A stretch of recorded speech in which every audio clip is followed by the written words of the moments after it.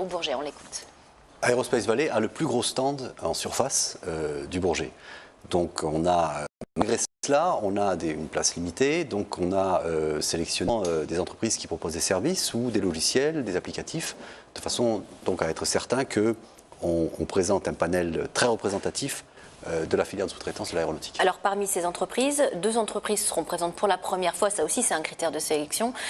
Cette année au Bourget, il y a d'une part Thio Engineering qui est je crois un laboratoire qui teste les chocs, et puis Delertec, une jeune entreprise qui fabrique des drones. Quels sont les atouts? Pourquoi est-ce qu'elles vous ont séduit, ces entreprises en particulier?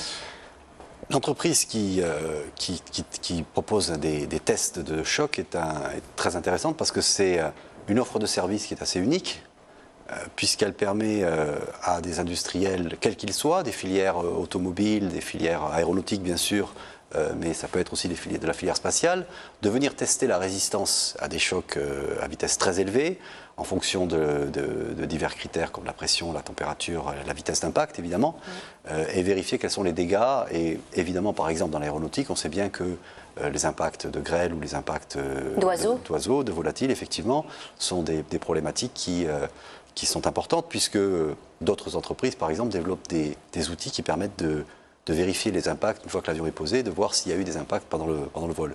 Pour la deuxième, Delertec, donc c'est les drones civils. On est là dans une phase croissante de ces applications-là, puisqu'on cherche à construire des drones de faible taille, à faible coût, mais capables de rendre des services très différents. En l'occurrence, la problématique qui est derrière, c'est la problématique de surveillance d'infrastructures importantes, que ce soit des câbles EDF ou des infrastructures autour de militaires ou autres, de façon à avoir des engins à coût acceptable qui survolent une zone, capables de renvoyer des images en temps réel et donc de faire un monitoring et une surveillance d'infrastructures importantes.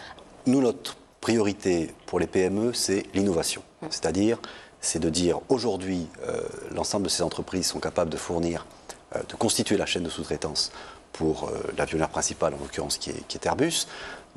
L'objectif, c'est que ces activités-là, cette capacité à produire des solutions, soient ancrées durablement dans notre territoire, en l'occurrence Toulouse, Midi-Pyrénées, Aquitaine. Pour ça, une des clés, c'est pas la seule, c'est l'innovation technologique, c'est-à-dire être capable de proposer les solutions de demain qui feront que les avions seront plus légers, les drones offriront des services réellement innovants.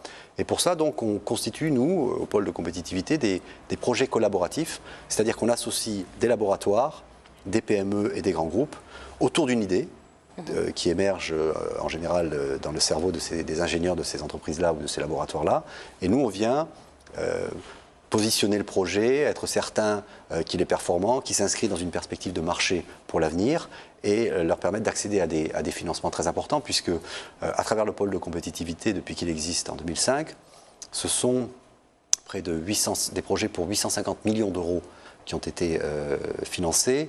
Voilà, des financements pour préparer l'aéronautique et le spatial de demain. Patrick Thio, bonjour, vous êtes Bonjour. Fondateur et directeur général